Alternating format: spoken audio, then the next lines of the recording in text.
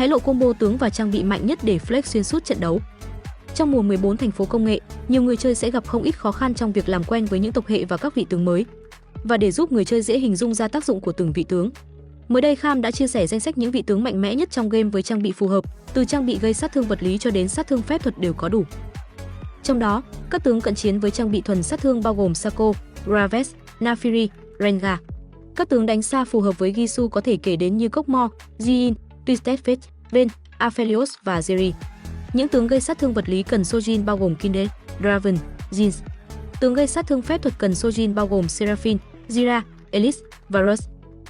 Với danh sách này, người chơi hoàn toàn có thể flex xuyên suốt trận đấu với những trang bị phù hợp mà không lo bị lãng phí tài nguyên. Đồng người, cộng đồng game thủ cũng có thể cảm nhận rõ ràng sức mạnh của tướng, qua đó tìm ra những đội hình phù hợp với trang bị mà mình đã ghép từ đầu trận đấu.